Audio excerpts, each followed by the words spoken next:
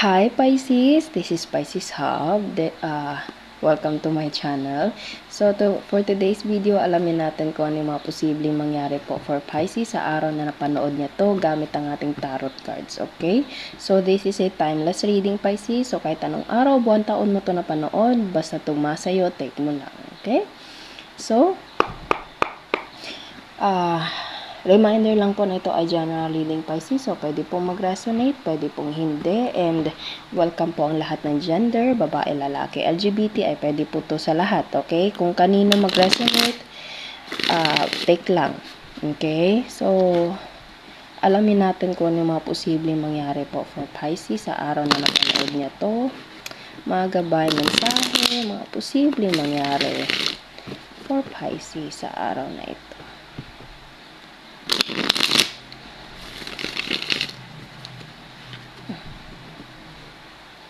Shuffle muna natin. Okay, so ano po yung mga posibleng mangyari po for Pisces sa araw na panood niya to? Wow! The Sun. Kitang-kita nyo yan, Pisces. Unang-unang card pa lang is full of happiness, full of positivity, maliwanag, masaya. Ito yung the happiest card of our tarot deck. Kumbaga, lahat ng good vibes nandito. Okay, so ang ganda sa una nating card. So, ano po to?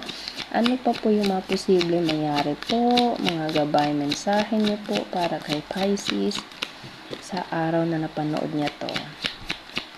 Pwede you're dealing with a Leo also, Pisces. Ano pa? Ano pa po yung mga posibleng mangyari po for Pisces? Okay, so meron tayo ditong naka-flip kasi to siya, pero hindi tayo nagbabasa ng reversal, Pisces. So, meron tayo ditong Queen of Wands, Ace of Pentacles, and Wheel of Fortune. Wow. So, there is something na parang pagbabago along the way, pero everything is going into places, Pisces. Okay? Lahat nandito. You attract this, you deserve this, you manifested this before, okay? And, wow. There's the Sun and there's the Ace of Pentacles. Kumbaga, lahat ng mga minamanifest mo, Pisces, with this Queen of Wands right here, is naa-attract mo. Lahat ng happiness, lahat ng financial, naa-attract mo, Pisces, or you attracting this type of life, okay? And maganda yun. Lahat ng tao gusto yun, okay? So, you're attracting, okay? Queen of Wands kasi is someone na attractive, okay? And nakikita nyo, ano siya, parang spiritual siya, or something like healer, or mahilig sa mga ganito, okay? So, and pwedeng napapansin niyo, Pisces, meron tayo ditong sunflower and meron tayo ditong sunflower. So, merong connection sa sunflower or lilies. Meron tayo ditong water lily, okay? Basta merong bulaklak, Pisces, okay? And meron talagang merong maganda, merong saya, merong pinansyal, merong na ina-attract mo to lahat, Pisces. Pero meron lang tayo ditong Wheel of Fortune, which is iba siya sa iniisip mo nung mga nakaraan, okay? Hindi mo to in-expect. Yun yung ano dito, okay? Kasi Wheel of Fortune is something like you can't control the situation, pero it leads you into a life na you deserve, Pisces, which is Ace of Pentacles and the Sun, okay? As I said kanina, the Sun is full of happiness, full of light, okay? Full of good vibes, full of lahat ng gaan nandito, okay? And Ace of Pentacles is Ace of Money. Kitang-kita nyo yan. Merong nagbibigay, merong tumatanggap, Pisces, and you attract this type of life, okay? You are something like manifested this type of life. And okay yun, maganda yung ganun, okay? So, it's either hindi mo to in-expect, may mga bagay na mga sitwasyon na kumbaga parang maano mo na, hala, dumating to sa akin, hindi ko to naisip dati nung nakaraang buwan, nung nakaraang taon, okay? Yung parang mga nangyayari na nandito, Pisces, parang ang ano lang, ang nakaka-amaze lang, Pisces, na parang dumadating yung mga bagay na hindi mo inaakala. And yung mga bagay na yun is parang makakaramdam ka ng saya, yung parang ang swerte ko, yung parang you feel so grateful, Pisces. Okay, you will feel so grateful for all of this. Okay, so yes, parang ang ano dito is trust the process. Okay, trust God's timing. Sa mga Pisces na nanonood ngayon na sobrang tagal na nakasubscribe sa ating channel, alam nyo po na halos araw-araw kong sinasabi sa inyo na trust the process, in God's perfect time darating yung para sa'yo, yung deserve mo, and ito na yon. Okay? Ito na yon. Ito na yung mga bagay na nakalaan para sa'yo. Unti-unting dumadating sa'yo, Pisces. You don't have to control the will. Okay?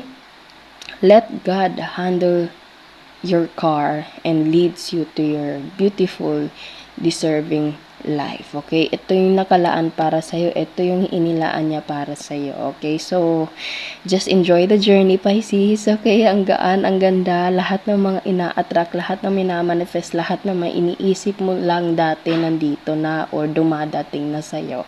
Okay? We attract this type of reading, Pisces. Okay? Punong-puno ng saya, punong-puno ng lightness, punong-puno ng happiness, Pisces, positivity, good vibes, lahat na nandito, and full of money, full of financial, full of abundance. Okay, nandito din. Ang ganda lang, ang saya. So, kuha tayo ng mga initials, random words, kung sino or ano. Napapansin ko tong pusa na to, Pisces. Okay, sobrang lalim ng titig niya.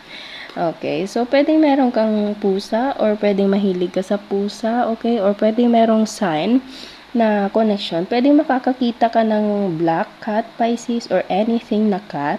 Okay, and sunflower. Okay, pwedeng makakakita ka ng sunflower na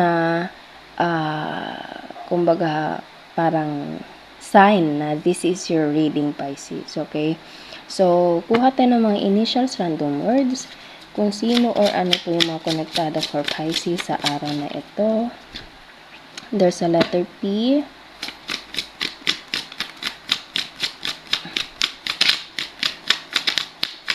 Ano pa? H. PH.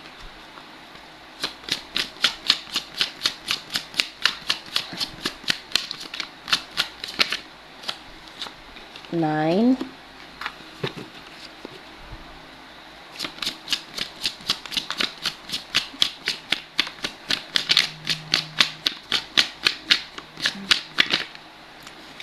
Seven.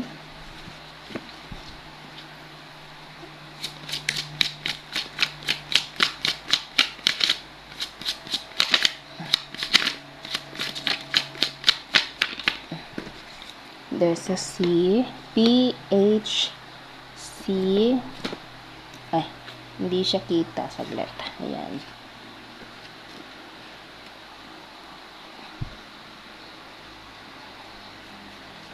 Nine, seven. It's either isa to sa mga initials mo, Pisces, or you're dealing with a family na may initial na ganito. PH, C, family, 9, 7.